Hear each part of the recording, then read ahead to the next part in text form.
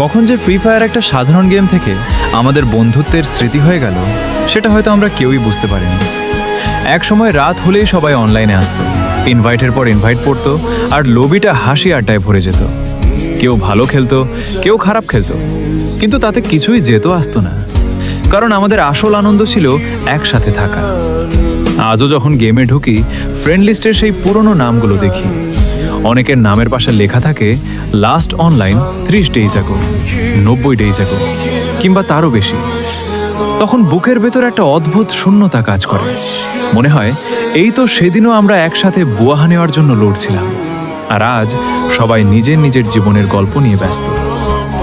জীবনের নিয়মটাই হয়তো এমন, মানুষ বদলায়, সময় বদলায়, প্রয়োজন বদলায়, কিন্তু কিছু স্মৃতি কখনো বদলায় না। আজও কানে ভেসে আসে সেই পুরনো কথাগুলো। ভাই তাড়াতাড়ি রেডি হও, এই ম্যাচটা জিততেই হবে, আজকে সারা রাত খেলবো।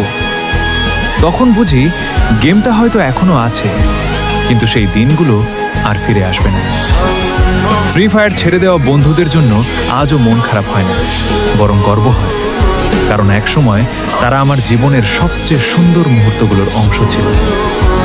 তারা হয়তো এখন আর অনলাইনে আসে না, কিন্তু তাদের সাথে কাটানো প্রতিটা ম্যাচ, প্রতিটা হাসি, প্রতিটা বুয়া আমার স্মৃতির ভেতর আজীবন বেঁচে থাকবে।